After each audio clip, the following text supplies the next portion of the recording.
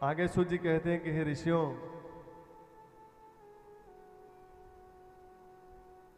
जीव का परम कर्तव्य है उस ईश्वर को जान लेना। जीवस्य तत्व जिज्ञासा।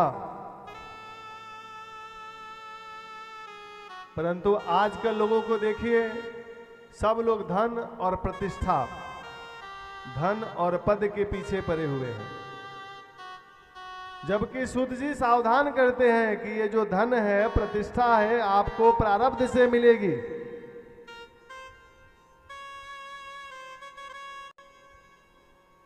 सुख महेंद्रिया कम दैत्या देह जुगेन देही नाम सर्वत्र लभते दैवात यथा दुख मयत्नतः। कोई ऐसा व्यक्ति है जो दुख के लिए काम करता हो कि मुझे दुख हो, कोई काम नहीं करता दुख के लिए, फिर भी उसको दुख होता है। दुख हुआ क्यों? आपने जब दुख के लिए कोई काम नहीं किया, आपने बुलाया नहीं, तो बिन बुलाए मेहमान आया कैसे? तो जैसे आपने दुख के लिए कोई काम नहीं किया, उसी प्रकार आप सुख के लिए कुछ भी नहीं करेंगे। यदि प्रारब्ध में है तो वो मिलेगा। वो भी कहा, सर्वत्र लभते दैवात यथा दुख मयत्नतः। सर्वत्र, चाहे आप दिल्ली में रहो या यूपी में रहो या बिहार में रहो या वृंदावन में रहो, जहां मर्जी रहो, सर्वत्र लभते दैवात। हर जगह वही सुख जो मिलेगा आपको जो आपके प्रारब्ध में है। बहुत लोग कहते हैं कि मैं तो भगवान का बहुत पूजन करता हूँ, बहुत अर्चन करता हूँ, बहुत माला फेरता हूँ, फिर भी हमें बहुत दुख होता है। और बहुत लोगों का ऐसा प्रश्न भी है कि जो जितना भक्ति करता है उसे उतना ही दुख है। अरे भगत तो आप आज बने हो, लेकिन आप अपने जीवन के पीछे के समय में झांक करके देखो कि आपने क्या किया है। जब जीव पाप करता है तो आंख बंद करके पाप किए जाता है, और जब वही पाप प्रबल प्रारब्ध बन के जीव के सामने आती है तो लोग रोने लगते हैं कि हे भगवान क्या हुआ। फिर दर दर भटकना शुरू। ये शरीर भी क्षेत्र है। क्षेत्र मतलब खेत। गीता में क्षेत्र का विभाग है। पूर्व जन्म में आपने जो कर्म किए हैं उस कर्म के अनुसार जन्म हुआ। आज एक बच्चा जन्म लेते ही अरबपति है, अरबों का मालिक है, करोड़ों के पलंग पर उसका जन्म होता है, नौकर चाकर सेवा में है। वो बच्चा कहां से कमा कर लाया? ये पूर्व जन्म का उसका कर्म का प्रारब्ध है। और इस जन्म का प्रारब्ध तो कर्म के अनुसार जुड़ता ही है, लेकिन पूर्व प्रारब्ध के अनुसार आपको जन्म हुआ। आपने कैसे कर्म किए उस प्रकार जन्म हुआ। वैसे ही आपने अपने खेत में जो बीज डाला है, इस शरीर के द्वारा। एक व्यक्ति अपने खेत में धान की फसल लगा रहा था। उसके घर मिलने के लिए बाहर से एक दूसरा आदमी आया और उसने कहा कि आपके घर में तो पूरा गेहूं ही गेहूं भरा है, कनक ही कनक है, और आप खेत में धान लगा रहे हो, तो ये गेहूं कहां से आया आपके घर में? किसान ने कहा कि ये पिछली फसल थी, 2-4-6 महीने में फसल तैयार हो गई और कट के खेत से घर में आ गई। उसी प्रकार ये जो हम अभी धान लगा रहे हैं, ये भी 2-4-6 महीने के बाद में कुछ प्रक्रियाओं के द्वारा फसल कट के घर में जब चली जाएगी तो धान ही धान दिखाई देगा। जो आप गेहूं देख रहे हो हमारे घर में, ये पहले की फसल है, पिछली फसल है। तो आपने जो पहले जो कर्म किए हैं उसका फसल पक करके तैयार हो गया है, वो खा लो। उसके बाद में जो अभी सद्गुण कर रहे हो, आप भगवान की माला सटका रहे हो, मंदिर आ रहे हो, सदकर्म कर रहे हो, इसका भी फल मिलेगा आपको। आप अपने खेत में आम का पेड़ लगाओगे तो आप चाहो या ना चाहो, आम का ही फल निकलेगा उसमें से। आपके चाहने से कोई फर्क नहीं पड़ेगा। और यदि आपने अपने खेत में बमोर का पेड़ लगाया तो कांटे निकलेंगे और वो कांटे चुभेंगे ही आपको। इसलिए जीव को धन के पीछे नहीं जाना चाहिए, पद के पीछे नहीं जाना चाहिए। धन और पद दोनों प्रारब्ध से, आपके कर्म से मिलेंगे। जीव का उद्देश्य क्या होना चाहिए? जीवस्य तत्व जिज्ञासा, उस तत्व को जानो कि वो तत्व क्या है। व्याख्या किया है सुत जी ने तत्व के बारे में। बदंती तत्व तत्वविदम तत्वम यद ज्ञानमद्वयम ब्रह्मेति परमात्मेति भगवान इति शब्दते। वो तत्व एक ही है। ब्रह्मेति परमात्मेति भगवान इति शब्दते। ज्ञानियों का वो ब्रह्म है निर्गुण निराकार के रूप में। आजकल तो बहुत लोग निर्गुण निरंकारी हो गए हैं। निरंकार काम करेंगे सारा साकार, बाहर निकल के मंदिर से बाहर बिस्कुट चॉकलेट मिठाई सब साकार का।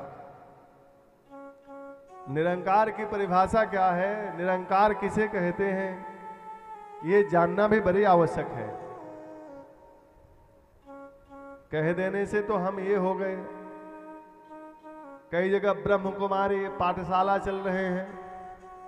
धर्म के नाम पर तो इतना बावंडर है कि ये बड़े बड़े व्यास मंचों की बात है, हम छोटे व्यासों में बोलना उचित भी नहीं है। ब्रह्म कुमारी, ब्रह्म है ईश्वर का नाम, और कुमारी है स्त्रीलिंग शब्द, ब्रह्म है पुलिंग शब्द। तो पुलिंग में स्त्रीलिंग अगर लगता है तो शब्द ही गलत हो गया। तो ब्रह्म कुमारी तो शब्द बन ही नहीं सकता। भगवान जो है निर्गुण निराकार में ज्ञानी लोग उसे ब्रह्म कहते हैं। उसी तत्व को निर्गुण साकार रूप में महात्मा परमात्मा कहते हैं, और उसी तत्व को सगुण साकार रूप में भक्त भगवान कहते हैं। वही तत्व जब राम कृष्ण और दुर्गा बन के धराधाम पर आते हैं तो उन्हें लोग भगवान कहते हैं। वो तत्व एक ही है। एकम सद विप्राप बहुधा बदंती। वो तत्व एक ही है, लेकिन बहुत प्रकार से निरूपण किया गया है। जैसे आप आटा ले लीजिए। एक कथा में, दिल्ली में हर जगह कथा के बाद में भंडारा होती है, आपने पुरियों का भंडारा कर दिया। कुछ लोग आए भंडारा खाने के लिए, उन्होंने कहा कि ये पूरी तो हम नहीं खाते हैं, 2-4 फुलके मिल जाएंगे तो बहुत हमारा आराम हो जाएगा, कल्याण हो जाएगा, व्यवस्था है तो बताओ।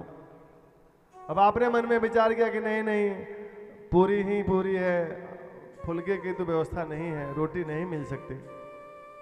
अगले बार आपने मन में विचार किया कि बहुत लोगों ने कहा फुलके के लिए, तो फुलके ही बनवा दिया आपने, चलो रोटियों की भंडारा हो गई। अब कुछ लोग आए, बोले कि भाई तुम क्या कर रहे हो, हम तुम्हारे यहाँ रोटी खाने आए हैं, अरे माल छनने दो, पूरी बनने दो। तो आटा एक ही है। किसी को पूरी में आनंद आता है, किसी को रोटी में आनंद आता है, किसी को पराठे में आनंद आता है। इनकी भी कई वैरायटियां हैं, पूरी की भी कई वैरायटियां हैं, काली पीली मिसी, कौन कौन से रोटियों की भी वैरायटियां हैं, पराठे की भी कई वैरायटियां हैं। तो जिनमें जिसको जैसी स्वाद आए, जैसी स्वाद आती है वैसे ही लोग खाते हैं, लेकिन आटा तत्व सब में एक है। उसी प्रकार भगवान के अनेक रूप हैं। सीधे साधे आपको ठाकुर पसंद है तो राम जी के रूप में वही तत्व है। आपको अवधूत वेश में ठाकुर पसंद है तो भोलेनाथ के रूप में है। यदि आपको माता के रूप में ठाकुर पसंद है तो माता दुर्गा, माता लक्ष्मी वही तो है। और यदि आपको छल छबीले ठाकुर पसंद है तो कृष्ण कन्हैया है। वो तत्व एक ही है। एकम सद्विप्राप बहुधा वदंती। वो तत्व में कोई अंतर नहीं है। अनेक रूप रूपाया, भगवान अनेक रूपों में प्रकट किया कि जिसको जहां मन लगे लगाओ। ये वैरायटियां सिर्फ हमारे सनातन में है, अन्य धर्मों में लगे चाहे ना लगे लगाना ही पड़ेगा, लेकिन हमारे में ऐसा नहीं है। जहां लगे वहां लगाओ। कह रहे सर्वदेव नमस्कारः के स्वम प्रतिगच्छति। किसी भी देवता को आप प्रणाम करेंगे वो कृष्ण को ही चला जाता है। क्योंकि मूलर ही देवानाम विष्णु, सभी देवताओं के जो मूल हैं वो विष्णु हैं।